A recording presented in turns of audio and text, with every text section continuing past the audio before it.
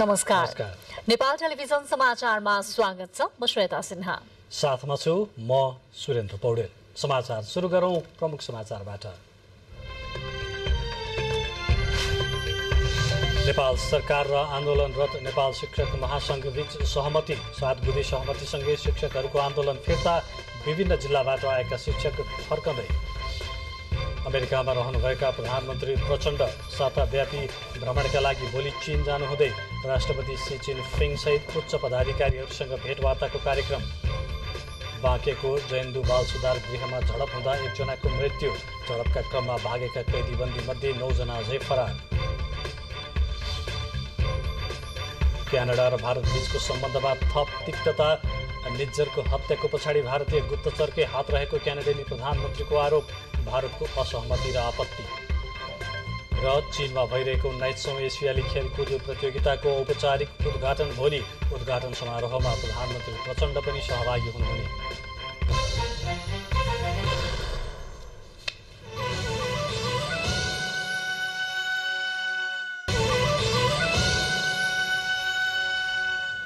समाचार अब विस्तारमा।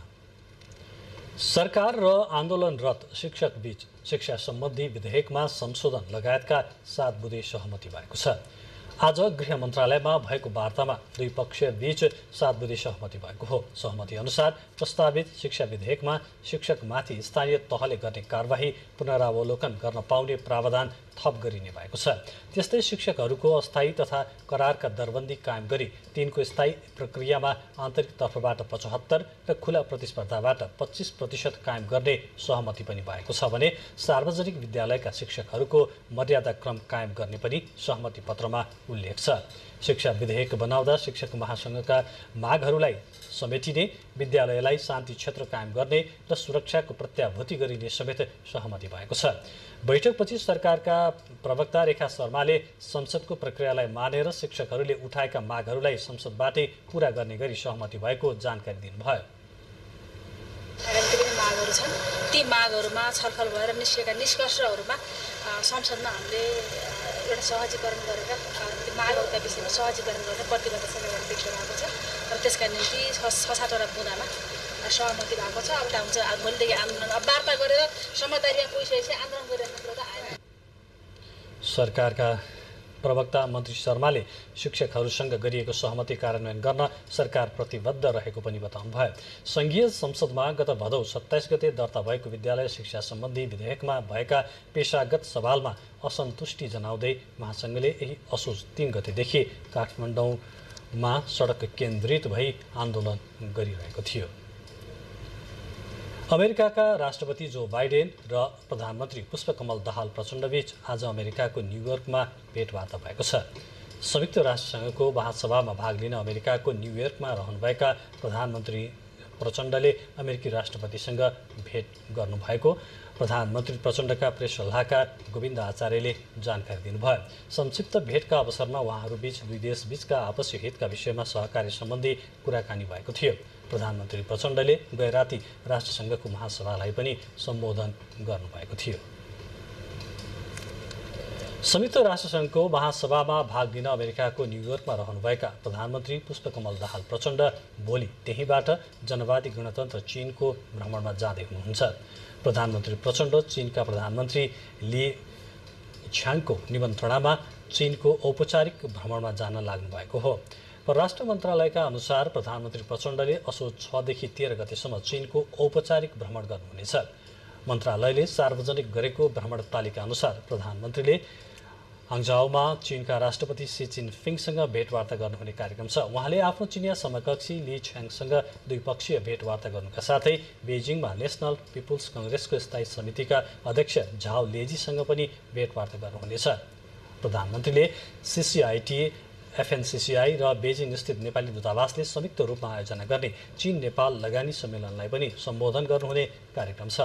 प्रधानमन्त्री प्रचण्ड भोलि हाङझाओमा हुने 19औं एसियाली खेलकुदको उद्घाटन समारोहमा पनि सहभागी हुनुहुनेछ। प्रधानमन्त्री प्रचण्डले चीनको कृषि तथा औद्योगिक विकासको अवलोकन गर्न चोङकिङ नगरपालिकाको भ्रमण गर्नुहुने कार्यक्रम छ। उहाँले नेपालसँग सीमा जोडिएको चीनको तिब्बत स्वायत्त क्षेत्र लासाको पनि भ्रमण गर्नुहुने कार्यक्रम तय भएको छ।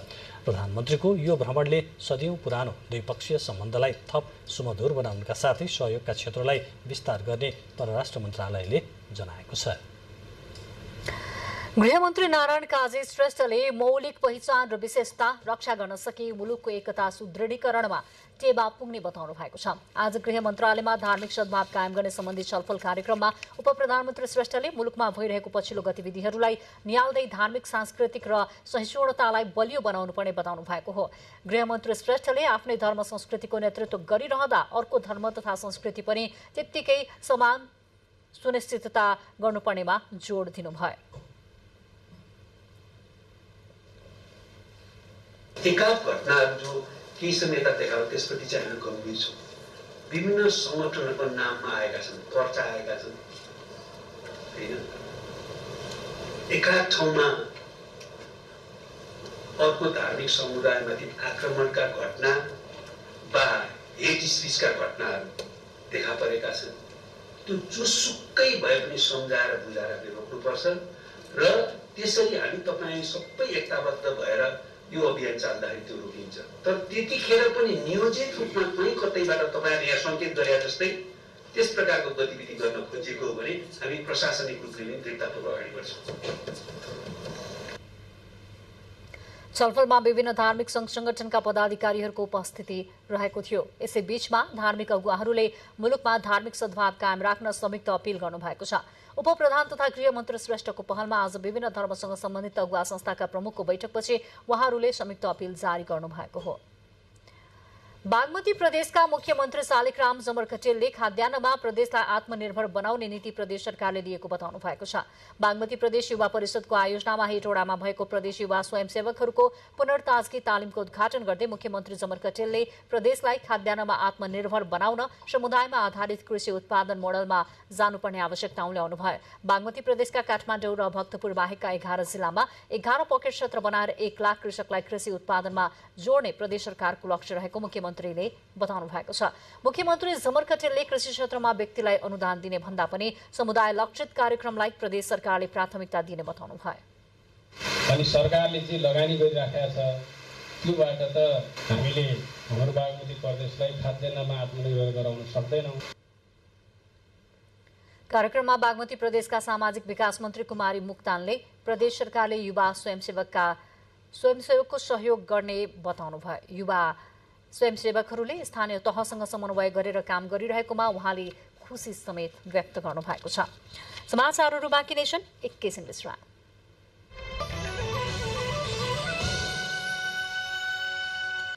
विज्ञापनपछि स्वागत छ। अब बाँकी समाचार। सरकारले सुन तस्करीबारे छानबिन गर्न गठन गरेको उच्चस्तरीय जाँचबुझ आयोगको कार्यादेशबारे प्रमुख दलहरूबीच विवाद देखिएको छ। भदौ 6 गते राष्ट्रिय मान्यता प्राप्त दलहरूबीच 5 असोजबाट काम सुरु गर्ने गरी आयोग गठन गर्ने सहमति भएको थियो। आज उपप्रधान तथा गृहमन्त्री नारायण काजी श्रेष्ठले प्रमुख दलहरूसँग छलफल गर्नुभएको छ। गृह मन्त्रालयमा भएको छलफलमा जाँचबुझ आयोगको कार्यादेश प्रस्ताव उहाँले गर्नुभएको छ। नेपाली काङ्ग्रेसका प्रमुख सचेतक रमेश लेखकले सहमति अनुसार टिओआरमा बनाएर जाने प्रस्ताव राख्नु भएको छ। एमाले नेताहरूले भने त्यसमा असहमति जनाउनु भएको छ। एमाले सचेतक महेश बर्तौलाका अनुसार सरकार आयोग गठन गर्न नचाहेको बताउँदै आयोग गठनसँगै त्यसको कार्यादेश तय गर्नुपर्ने बताउनुभयो। बाँकेको डुडुवा गाउँपालिका वडा नम्बर 6 स्थित जयन्दु बाल सुधार गृहमा विवादपछि झडप हुँदा 1 जनाको मृत्यु भएको छ। झडपमा 10 जना घाइते भएका छन्। घाइतेमध्ये 4 जनाको अवस्था गम्भीर रहेको बताइएको छ। मृत्यु हुनेमा रूपन्देहीका 21 वर्षीय सुलभ केसी रहेको जिल्ला प्रहरी कार्यालय बाँकेका प्रहरी उपरीक्षक सन्तोष सिंह राठौरले जानकारी दिनुभयो। झडपमा गम्भीर घाइते भएका केसीको नेपालगञ्ज मेडिकल कलेजमा उपचारका क्रममा मृत्यु भएको हो। उनको टाउकोमा गम्भीर चोट लागेको थियो। बाल सुधार गृहमा तोडफोड र आगजनी समेत भएको छ। घाइतेहरूको नेपालगञ्ज मेडिकल कलेज र भेरी अस्पतालमा उपचार भइरहेको प्रहरीले जनाएको छ। बाल सुधार गृहमा अहिले प्रहरी परिचालन गरिएको छ। झडप हुँदा भागेका कैदीबन्दी मध्ये 9 जना अझै फरार छन्। गैराती 10 बजेबाट कैदीबन्दीबीच झडप सुरु हुँदा सुधार गृहमा रहेका 254 जना नै बाहिर निस्किएका थिए। तीमध्ये 245 जना नियन्त्रणमा आइसकेको जिल्ला प्रहरी कार्यालय बाँकेले जनाएको छ। पछिल्लो केही दिन यता बाल सुधार गृहहरूमा भक्तपुरको बाल सुधारबाट सुरु भएको झडप वीरगञ्जमा पनि भयो र अहिले आज बाँकीमा पनि भएको छ। बाल सुधार गृहमा झडपका घटनाहरू बढ्दो क्रममा रहेका छन्। यो प्रसङ्गपछि अब नेकपा एमालेको पत्रकार सम्मेलन सम्बन्धी प्रसङ्ग। नेकपा एमाले बागमती प्रदेश संगठन कमिटीको पहिलो अधिवेशन यही असोज 8 र 9 गते काठमाडौँको भृकुटी मण्डपमा सुरु हुने भएको छ। अधिवेशनबारे जानकारी दिने उद्देश्यले पार्टी कार्यालय च्यासलमा आयोजित पत्रकार सम्मेलनमा नेकपा एमाले बागमती प्रदेश संगठन कमिटीको प्रथम ऐतिहासिक अधिवेशनका लागि विभिन्न उपसमिति गठन गर्नुको साथै आवश्यक सम्पूर्ण तयारी पूरा भइसकेको कमिटीका अध्यक्ष केशवराज पाण्डेले जानकारी दिनुभयो। पार्टीका अध्यक्ष केपी शर्मा ओलीले उद्घाटन गर्नुहुने अधिवेशनमा स्थानीय तहबाट 125 जना बराबर 1 जना प्रतिनिधि छनौट गरिएको छ, जसमा 1/3 महिला र 10% 40 वर्ष मुनिका युवाको सुनिश्चितता गरिएको। दलितको हकमा हरेक संघीय निर्वाचन क्षेत्रबाट 50 जना बराबर 1 जना, संगठनका हरेक विभागबाट 1 जना, जनसंगठनलाई 3 गरी हाल आएका 1028 प्रतिनिधिमा 5 जना थप गरिने बताइएको छ। त्यो हरेक विभागबाट 1 जना बचाउने सुनिश्चित गरेका छौँ।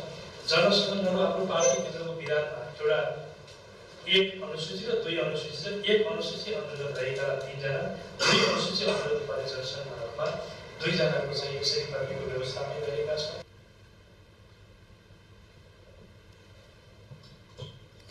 नेपाली कांग्रेसले शिक्षा सम्बन्धी विधेयक र विद्युत सम्बन्धी विधेयकका सम्बन्धमा संसदीय दलको बैठकमा थप छलफल गर्ने भएको छ। आज पार्टी कार्यालय सानेपामा बसेको कांग्रेस केन्द्रीय कार्य समितिको बैठकमा कांग्रेस संसदीय दलका प्रमुख सचेतक रमेश लेखकले महत्वपूर्ण विधेयकमा छलफल गर्न असोज 8 र 9 गते संसदीय दलको बैठक बोलाएको जानकारी दिनुभयो। लेखकले संसद बैठकमा नियमित आउन र अन्तिमसम्म बस्न सांसदहरूलाई आग्रह पनि गर्नुभएको छ।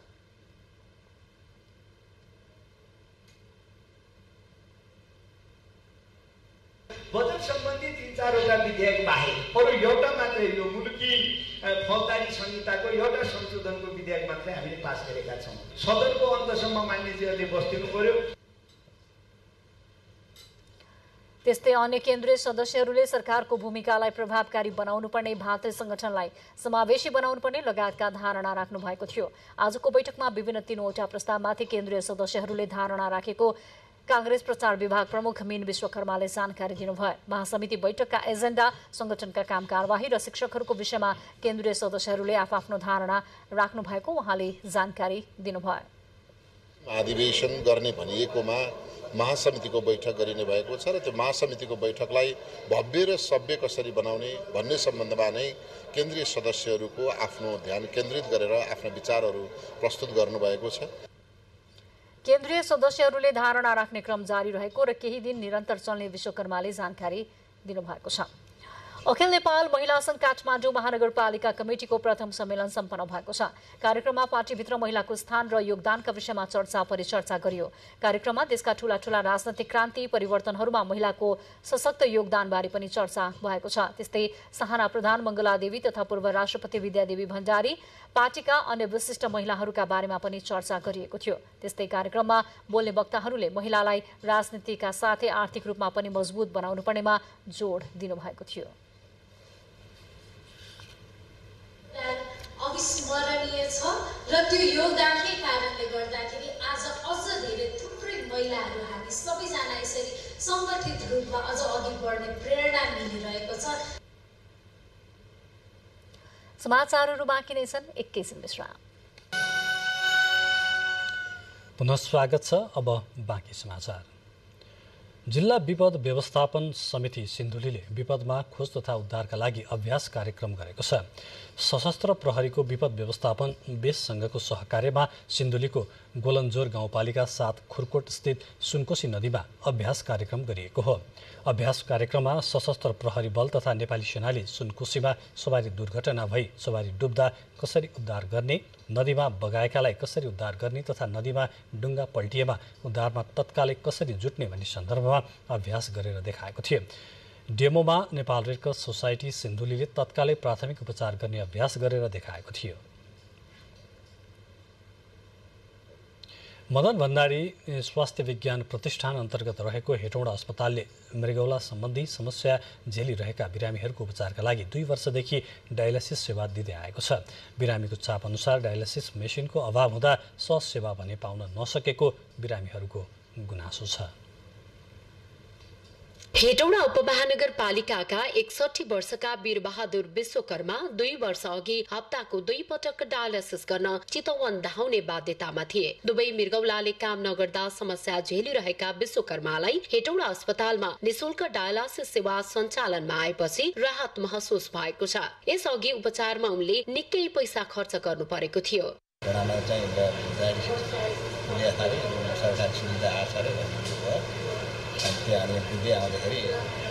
बुद्धि आउँदाखेरि ठ्याक्क त्यसलाई पनि भएर अघिल्लो दिन 2 दिन 3 दिन अगाडि मेसिन बनाएको। अस्पतालले दैनिक 2 शिफ्टमा 22 जना बिरामीलाई सेवा दिइरहेको छ। हप्तामा 5 देखि 7 जना बिरामी आकस्मिक डायलासिसको लागि आउने गरेका छन्। अस्पतालमा 14 वटा डायलासिस मेसिन सञ्चालनमा छ। यहाँ बिरामीको चाप बढिरहेको छ। 50 भन्दा बढी बिरामी डायलासिस सेवाको पर्खाइमा पालो कुरिरहेका छन्। बिरामीको चाप अनुसार सेवा प्रवाह गर्न थप 5 वटा मेसिन आवश्यक रहेको मेडिकल सुपरिन्टेन्डेन्ट डाक्टर रामचन्द्र सापकोटाले बताउनु भयो। यही अवस्थामा त्यो सेवा पूर्ति गर्नको लागि 5 वटा जति मेसिन थप गर्न सकियो भने क्युमा बसिरहेको बिरामीहरूलाई सेवा प्रदान गर्नलाई चाहिँ सबै बिरामीलाई सेवा प्रदान गर्नलाई चाहिँ सहज भएको छ। आकस्मिक रूपमा डायलासिस गराउनु पर्दा बिरामीसँग अस्पतालले 2500 रुपैयाँ शुल्क लिने गरेको छ। मृगौला प्रत्यारोपण नभएसम्म डायलासिस गर्नुपर्ने बाध्यता बिरामीमा रहन्छ। मृगौला प्रत्यारोपण गर्न हेटौडा अस्पताल र शहीद धर्मभक्त माथेमा अङ्ग प्रत्यारोपण केन्द्र भक्तपुर बीच सम्झौता भइसकेको छ।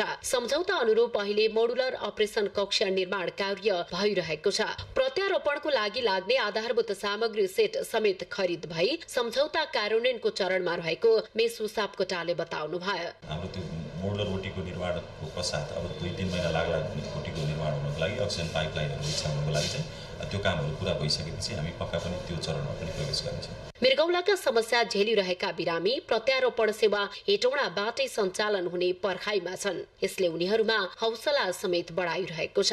भावना रिजाल, नेपाल टेलिभिजन, बागमती प्रदेश, मकवानपुर। कोशी प्रदेशका लागि पठाइएको पाठेघरको मुखको क्यान्सर विरुद्धको HPV खोप 2020 जना बालिकाहरूलाई लगाइएको छ। विराटनगर स्थित कोशी अस्पतालका एक मात्र खोप केन्द्र सञ्चालन गरी 2065 भाद्र महिनादेखि 2066 भाद्र महिनासम्म जन्मिएका बालिकाहरूलाई जन्म दर्ता प्रमाणपत्रका आधारमा खोप लगाइएको हो। सो खोप केन्द्रबाट 90% भन्दा बढी मोरङका बालिकाहरूलाई खोप लगाइएको छ भने तेह्रथुम, झापा, उदयपुर, धनकुटा, सुनसरी, सप्तरी र सिराहाका बालिकाहरूले पनि खोप लगाउनेछन्। अहिले HPV खोप लगाएका बालिकाहरूले चैत्रमा दोस्रो डोज लगाउनु पर्नेछ। त्यसका लागि आवश्यक खोप सुरक्षित राखिएको प्रदेश स्वास्थ्य निर्देशनालयले जनाएको छ। आगामी वर्षदेखि 10 देखि 14 वर्षसम्मका सबै बालिकाहरूलाई HPV खोप लगाउने तयारी सरकारले गरेको छ। बर्दियामा पछिल्लो समय पशु चौपायाका लागि चरीचरणको अभाव हुन थालेको छ।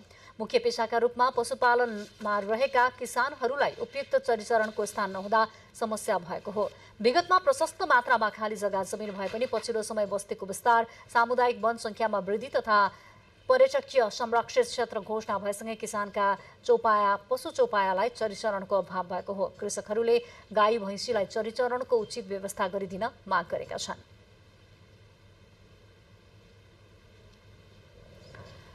सञ्चार तथा सूचना प्रविधि मन्त्री रेखा शर्माले सूचना र प्रविधिको विकास बिना मुलुकको विकास नहुने बताउँदै मुलुकलाई समृद्ध र आर्थिक रूपान्तरणका लागि सूचना प्रविधिको विकास हुनु आवश्यक रहेको बताउनु भएको छ। सरकारी, सामुदायिक र निजी क्षेत्रसँग जोडिएर नेपालमा सूचना प्रविधिको विकासका लागि सामाजिक संवादले महत्त्वपूर्ण निष्कर्ष निकाल्ने मन्त्री शर्माले विश्वास व्यक्त गर्नुभयो। नेपालमा सूचना तथा प्रविधिको विकाससँगै यस क्षेत्रमा काम गर्ने व्यक्तिको विकास कसरी गर्न सकिन्छ भन्ने विषयमा सामाजिक संवाद कार्यक्रममा रोजगारदाता सङ्घ संस्था, विज्ञ तथा ट्रेड युनियनहरूको सहभागिता रहेको थियो। उक्त कार्यक्रममा श्रम रोजगारका साथै सूचनाको प्रविधिको विकासका उपायबारेमा विज्ञहरूबीच छलफल गरिएको छ। हामीले अहिलेसम्म आयातित सूचना प्रविधिका उत्पादनहरू बढी प्रयोग गरिरहेका छौँ र हामीले हाम्रो देशभित्र सूचना र प्रविधिमा आधारित उत्पादनलाई बढाउनु पर्ने कुरामा अहिले आवश्यकता महसुस पनि भएको छ र बढाउने मात्रै होइन बढिरहेका सूचना र प्रविधिको क्षेत्रको खोजी गर्ने र सरकारी तथ्याङ्कमा त्यसलाई समावेश गर्नुपर्ने पनि भएको छ। बुलेटिनमा प्रमुख समाचार पुनः एकपटक।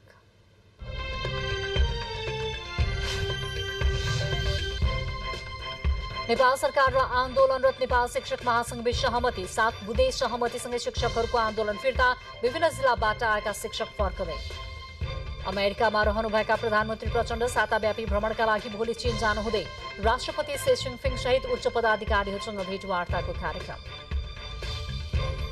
बाँकेको जयन्दुवा सुधार गृहमा झडप हुँदा एकजनाको मृत्यु, झडपका क्रममा भागेका कैदीबन्दी मध्ये 9 जना अझै फरार।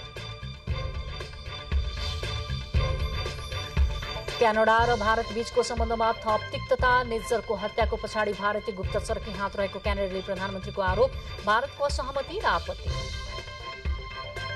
र चीनमा भइरहेको 19औं एसियाली खेलकुद प्रतियोगिताको औपचारिक उद्घाटन भोलि, उद्घाटन समारोहमा प्रधानमन्त्री प्रचण्ड पनि सहभागी हुनुहुने।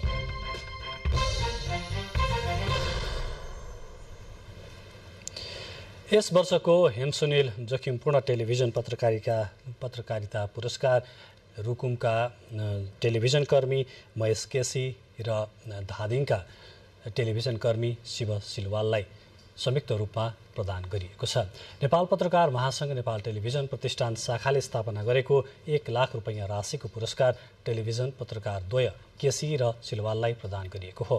पुरस्कार छनौट समितिले परेका आवेदनहरूमध्येबाट कान्तिपुर टेलिभिजनमा कार्यरत केसीको विकासमा पछि परेको रुकुमको सिस्ने गाउँपालिका र नेपाल टेलिभिजनका सिलवालको पहिरोका कारण पृथ्वीराज मार्गमा यात्रुहरूले पाएको शास्ति शीर्षकको समाचार सामग्रीलाई पुरस्कृत गर्ने निर्णय गरेको हो। पुरस्कारका लागि विभिन्न 7 टेलिभिजन च्यानलहरूबाट प्राप्त कुल 35वटा सामग्री सहितका आवेदन मध्येबाट पुरस्कृत छानिएको हो। विज्ञ आम सञ्चारकर्मी दिलभूषण पाठक र निर्मला आचार्य, नेपाल पत्रकार महासंघका अध्यक्ष विपुल पोखरेल, नेपाल टेलिभिजनका कार्यकारी अध्यक्ष समीर जङशाह, समाचार प्रमुख पुष्पहरी क्याम्पाराई एवं प्रतिष्ठान शाखाका अध्यक्ष दीपक जङ हमाल सहितको पुरस्कार छनौट समितिले परेका आवेदनहरूमध्येबाट विजेताको छनौट गरेको हो। नेपाल टेलिभिजनका पत्रकार द्वय हेम भण्डारी र सुनिल सिंहको स्मृतिमा स्थापित 1 लाख रुपैयाँ राशिको हेम सुनिल जोखिमपूर्ण टेलिभिजन पत्रकारिता पुरस्कार 2064 सालदेखि प्रत्येक वर्ष असोज 7 गते साहसिक पत्रकारिता गर्ने पत्रकारहरूलाई प्रदान गरिँदै आएको छ। व्यक्तिगत सुरक्षा पहिलो प्राथमिकता भन्ने नारा दिइएको यस वर्षको पुरस्कार आगामी आइतबार नेपाल टेलिभिजनमा विशेष समारोहको आयोजना गरी वितरण गरिनेछ। राष्ट्रिय गानका संगीतकार अम्बर गुरुङले नेपाली गीत संगीतमा पुर्याउनु भएको योगदानको सम्मान गर्दै love and support foundation Nepal र सिक्किमको संयुक्त पहलमा निर्माण गरिएको उहाँको पूर्ण कदको शालिग निर्माण गरिएको छ। दार्जिलिङ जिल्लाको महकुमा अन्तर्गत टिङलिङ चियाबारी भ्यू पोइन्टमा निर्माण गरिएको अम्बर गुरुङको शालिग आउँदो नोभेम्बर 5 तारिकका दिन अनावरण गरिने माया फाउन्डेसनका सचिव आनन्द राईले आज ललितपुरमा पत्रकार सम्मेलनको आयोजना गरी जानकारी दिनुभयो। सबै कलाकार संगीतकारहरूको उत्तिकै सम्मान हुनुपर्दछ भन्ने मान्यताका साथ शालिगको निर्माण गरिएको बताउँदै सो दिन वरिष्ठ संगीतकार अम्बर गुरुङको शालिग अनावरणपछि विशेष साङ्गीतिक कार्यक्रमको समेत आयोजना गरिन लागि बताइएको छ। धार्मिक तथा पुरातात्विक महत्वको कागेश्वरी धाममा यस वर्ष भाद्र शुक्ल अष्टमीका दिन विशेष मेला लाग्ने भएको छ। कागे अष्टमी भनेर चिनिने भाद्र शुक्ल अष्टमीका दिनमा कागेश्वरीमा गई स्नान र दर्शन गरेमा काग दोष मुक्त हुने धार्मिक विश्वास छ। यसै दिनको अवसर पारेर भोलिदेखि यही असोज 7 गतेसम्म कागेश्वरी नगरपालिकाको आयोजनामा 3 दिने धार्मिक मेलाको आयोजना गर्न लागि हो। भगवान शिवको 64 ज्योतिर्लिङ्ग मध्ये कागेश्वर महादेव 31औं ज्योतिर्लिङ्ग भएको धार्मिक मान्यता छ। कागेश्वरीको महत्वको विषयमा नेपाल महात्म्य श्री स्वस्थानी व्रतकथा लगायतका शास्त्रहरूमा पनि उल्लेख छ। मेलाको भोलि बिहान नेपाल टेलिभिजनले प्रत्यक्ष प्रसारण गर्ने कार्यक्रम छ।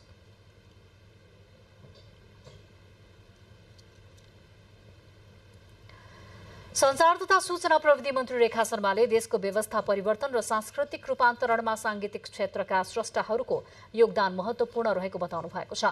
हिल्स होम थिएटर एन्ड प्रोडक्सनले आज राजधानीमा आयोजना गरेको हाम्रो कला हाम्रो संस्कृति कार्यक्रममा मन्त्री शर्माले नेपालको सांस्कृतिक विविधताको संरक्षणमा स्रष्टाहरूको योगदान अतुलनीय रहेको चर्चा गर्नुभयो। उहाँले स्रष्टाहरूको सम्मान र सुरक्षाका लागि सरकारले आवश्यक सहयोग र सहजीकरण गर्ने प्रतिबद्धता पनि व्यक्त गर्नुभयो। परिवेशमा छौं र जुन परिवेशमा जुन व्यवस्थामा जुन अवस्थामा हामी छौं र यो अवस्थामा यो व्यवस्थामा आइपुग्नको निम्ति हाम्रा समाजका सबै क्षेत्रको उत्तिकै योगदान छ।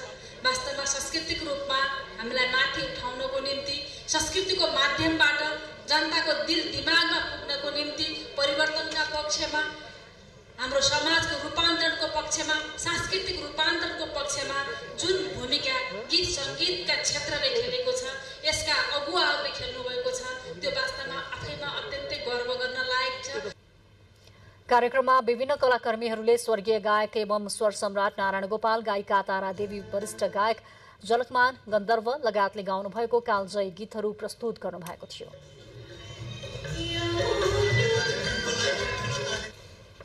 अब एउटा देश बाहिरको प्रसंग क्यानाडा र भारत बीच तनाव संयुक्त राष्ट्रसङ्घीय महासभामा समेत उठेको छ। महासभाका साइडलाइन बैठकहरूमा क्यानाडाली प्रधानमन्त्री जस्टिन ट्रुडोले बिग्रदो सम्बन्धका बारेमा चिन्ता व्यक्त गर्नुभएको छ। प्रधानमन्त्री ट्रुडोले क्यानाडाले भारतलाई उक्साउन वा आरोप लगाएर समस्या निम्त्याउन नखोजेको बताउनुभयो। यद्यपि उहाँले निज्जरको हत्याको पछाडि भारतीय गुप्तचरकै हात रहेको आरोप दोहोर्याउनु भएको छ। कानूनको शासन र क्यानाडेलीहरूको सुरक्षाको विषयमा आफ्नो सरकार उत्तिकै जिम्मेवार रहेको पनि उहाँले स्पष्ट पार्नुभयो। दुवै देशले उच्च कूटनीतिज्ञ निष्कासन गर्ने निर्णय गरेपछि देश बाहिर क्यानाडाका प्रधानमन्त्रीको पहिलो प्रतिक्रिया आएको हो। यसबीचमा भारतले क्यानाडाको राजधानी ओटावा स्थित आफ्नो दूतावासबाट जारी गर्दै आएको प्रवेशाज्ञा सेवा पनि बन्द गरेको छ। क्यानाडाका प्रधानमन्त्री जस्टिन ट्रुडोले सोमबार पृथकतावादी नेता हरदीप सिंह निज्जरको हत्याको पछाडि भारत सरकारको हात रहेको आरोप लगाएपछि भारत क्यानाडा सम्बन्धमा तनाव उत्पन्न भएको छ। क्यानाडाका प्रधानमन्त्री र विदेश मन्त्रीले लगाएको आरोपलाई भारतको विदेश मन्त्रालयले अस्वीकार गर्दै दुवै नेताको भनाइलाई बेतुक बताउँदै आएको छ। बाँकी समाचार एकैछिनमा।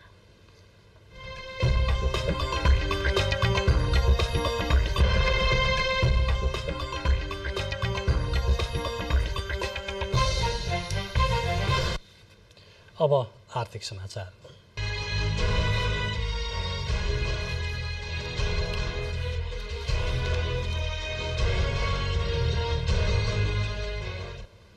चाडपर्व नजिकिएसँगै बजारमा दैनिक उपभोग्य खाद्यान्नमा अचाक्ली मूल्य वृद्धि भएको छ। गुल्मीका बजार क्षेत्र तथा ग्रामीण क्षेत्रका बजारमा पनि दैनिक उपभोग्य सामग्रीहरूको मूल्य वृद्धि हुँदा उपभोक्ता मारमा परेका छन्। चाडपर्व नजिकिएसँगै दैनिक भान्सामा प्रयोग हुने चामल, चिनी, दाल, मैदा, आटा, मसला लगायतका वस्तुको मूल्य आकाशिएको छ। केही दिन अघि चिनीको मूल्य 105 रुपियाँ प्रति केजी थियो, अहिले बढेर 125 रुपियाँ भन्दा बढी पुगेको छ। चिनीसँगै जिरा, चामल लगायतका खाद्यान्नमा मूल्य वृद्धि भएको छ। गुल्मी जिल्ला सदरमुकाम, तमघास बजार लगायत ग्रामीण क्षेत्रका बजारमा दैनिक उपभोग्य सामग्रीको मूल्य वृद्धि भएको छ। अहिले बजारमा सबै दैनिक उपभोग्य वस्तुको मूल्य वृद्धिको मारमा सर्वसाधारण नागरिक मर्कामा परेका छन्। स्टकहरू जति पनि राख्नु भएको छ त्यो धेरै स्टकहरू राख्नु भएन। सरकारले अनुगमन गरेर त्यसलाई मूल्य सूची कसरी के बेचिरहेछ त्यो निर्धारण गर्नु पर्यो।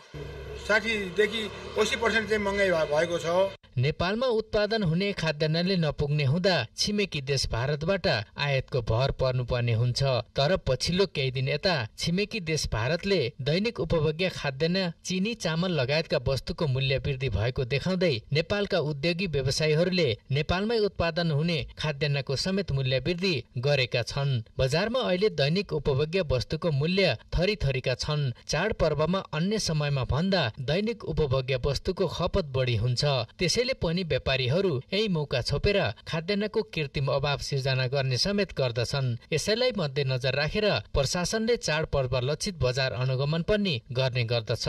3 महिना त हामीले सबै ठाउँको अवस्था हेर्नु नै पर्ने हुन्छ। हाम्रो अनुसन्धान लगायतले बजारको अवस्था बुझिरहेको हुन्छ। तर 4 बारमा अलि बढी ठगिने बढी कारोबार हुने भएर मान्छे बढी ठगिने सम्भावना हुन्छ भनेर त्यसमा अलि आँखमा रूपमा जाने अवस्था छ भने अहिले निरन्तर हामी गइरहेको अवस्था हो। गाउँदेखि शहरसम्म दैनिक उपभोग गर्ने वस्तुको मूल्य वृद्धिले सर्वसाधारणलाई समस्या निम्ताएको छ। पछिल्लो समय दैनिक उपभोग गर्ने वस्तुको मूल्य आकाशिँदै गएपछि ज्याला मजदुरी गरेर दैनिकी चलाउनेहरूको अवस्था अझ कष्टकर बन्दै गएको छ। अनिल खत्री, नेपाल टेलिभिजन, लुम्बिनी प्रदेश, गुल्मी। वैदेशिक रोजगार बोर्डको सचिवालय र नेपाल टेलिभिजन बीच रोजगार हाम्रो सरकार नामक सूचनामूलक टेलिभिजन कार्यक्रम प्रसारण गर्ने सम्झौता भएको छ। शुक्रबार रोजगार बोर्डको सचिवालयमा भएको द्विपक्षीय बीचको सम्झौता अनुसार चालु आर्थिक वर्षको असोज 5 गतेबाट लागू हुने गरी आगामी 2081 असाढ मसान्तसम्म नेपाल टेलिभिजनले वैदेशिक रोजगार सम्बन्धी जनचेतनामूलक 37वटा कार्यक्रम उत्पादन गरी प्रसारण गर्नुपर्नेछ।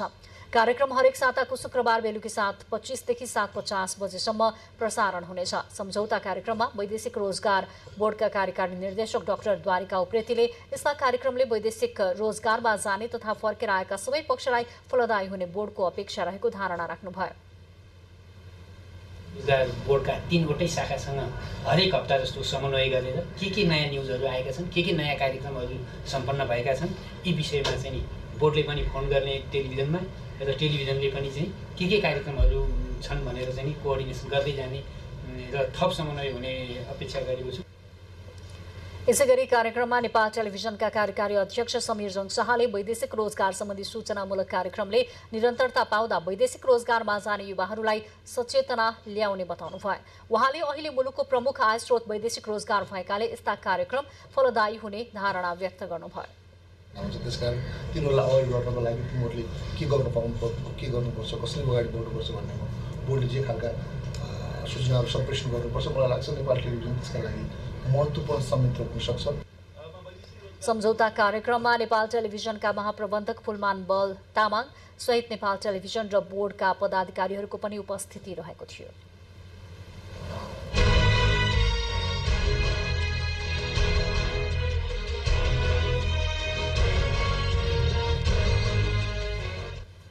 अब खेलकुद समाचार।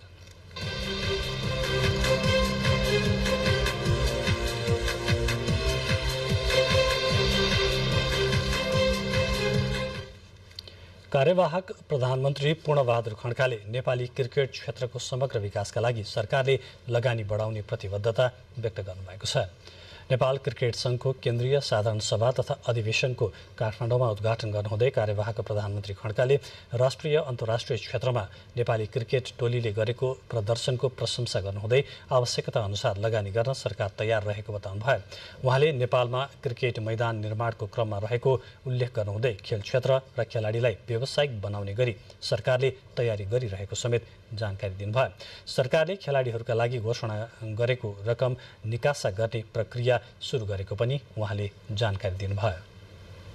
प्रावधानका कारणले खेलाडीहरूलाई दिएको पुरस्कार वितरण गर्न ढिलो भएको छ।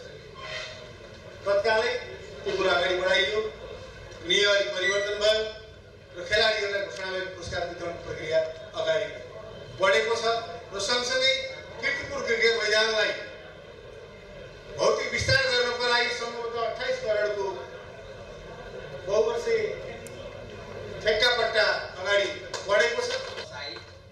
भोलिसम्म निर्धारण गरिएको क्रिकेट संघको अधिवेशनले 17 सदस्यीय नयाँ कार्य समिति चयन गर्नेछ। अधिवेशनमा भाग लिनका लागि 45 जिल्ला, 7 प्रदेश, प्लेयर्स एसोसिएसन, कोच एसोसिएसनका प्रतिनिधिसहित 86 जनाले महाधिवेशनमा भाग लिएका छन्। चीनको हङझाओमा भइरहेको 19औं एसियाली खेलकुद प्रतियोगिताहरूको औपचारिक उद्घाटन भोलि हुँदैछ। भोलिदेखि असोज 21 गतेसम्म आयोजना गरिएको एसियाली खेलकुद प्रतियोगितामा विश्वका 45 देशको सहभागिता रहनेछ। प्रतियोगितामा नेपालको तर्फबाट 29 खेलमा 127 जना महिला र 126 जना पुरुष गरी 253 जना खेलाडीले प्रतिस्पर्धा गर्नेछन्। नेपाली टोली पुरुष भलिबलको खेलमा भने समूह चरणबाट बाहिरिसकेको छ। नेपालबाट पहिलो पटक यति ठूलो संख्यामा प्रतिस्पर्धी खेलाडीहरू सहभागी हुन लागेका हुन्। यो एसियाडमा इतिहासकै धेरै खेलाडीहरूले पनि सहभागिता जनाउँदैछन्। प्रतियोगिताको उद्घाटन समारोहमा प्रधानमन्त्री पुष्पकमल दाहाल प्रचण्डले पनि सहभागिता जनाउनुहुने कार्यक्रम रहेको छ। एशियन गेम्स अन्तर्गत महिला फुटबलको पहिलो खेलमा नेपाली टोली भियतनामसँग पराजित भएको छ। समूह डी अन्तर्गतको खेलमा भियतनामसँग नेपाल 2-0 गोल अन्तरले पराजित भएको हो। पहिलो हाफ गोल रहित बराबरीमा सकिएको थियो। भियतनामका लागि पहिलो गोल खेलको 53औं मिनेटमा फाम ही एनले गरिन्। यस्तै 64औं मिनेटमा दोस्रो गोल गर्दै भियतनामलाई 2-0 को जित हात परेको हो। जितसँगै भियतनामले 3 अङ्क जोडेको छ। नेपालको समूहमा बंगलादेश र जापान रहेका छन्। नेपालले दोस्रो खेल सोमबार जापानसँग खेल्नेछ। समूह चरणको अन्तिम खेल नेपालले सेप्टेम्बर 28 तारिखमा बंगलादेशसँग खेल्नेछ।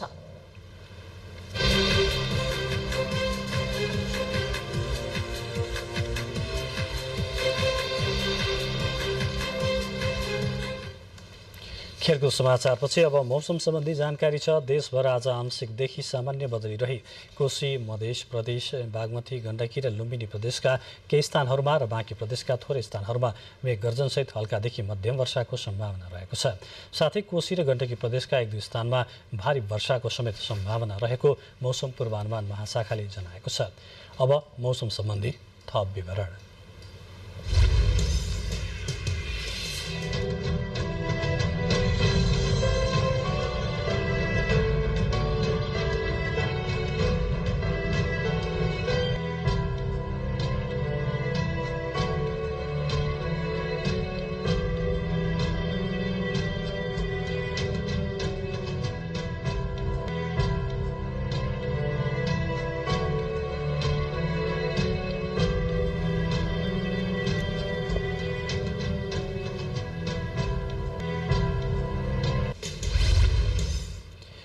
मौसम सम्बन्धी यसै विवरणसँगै हामी बुलेटिनको अन्त्यतिर आइपुगेका छौँ। अब अन्त्यमा यस बुलेटिनका प्रमुख समाचार पुनः एकपटक। नेपाल सरकार र आन्दोलनरत नेपाल शिक्षक महासंघबीच सहमति। 7 बुँदे सहमतिसँगै शिक्षकहरूको आन्दोलन फिर्ता। विभिन्न जिल्लाबाट आएका शिक्षक फर्कँदै। अमेरिकामा रहनुभएका प्रधानमन्त्री प्रचण्ड साताव्यापी भ्रमणका लागि भोलि चीन जानुहुँदै राष्ट्रपति सी जिनपिङसहित उच्च पदाधिकारीहरूसँग भेटवार्ताको कार्यक्रम। बाँकेको जयन्दु बाल सुधार गृहमा झडप हुँदा 1 जनाको मृत्यु। झडपका क्रममा भागेका कैदी बन्दीमध्ये 9 जना अझै फरार। क्यानाडा र भारत बीचको सम्बन्धमा थप तिक्तता। निज्जरको हत्याको पछाडि भारतीय गुप्तचरकै हात रहेको क्यानाडाली प्रधानमन्त्रीको आरोप। भारतको असहमति र आपत्ति। र चीनमा भइरहेको 19औं एसियाली खेलकुद प्रतियोगिताको औपचारिक उद्घाटन भोलि। उद्घाटन समारोहमा प्रधानमन्त्री प्रचण्ड पनि सहभागी हुनुहुने।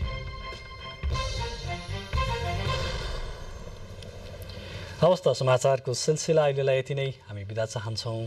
नमस्कार।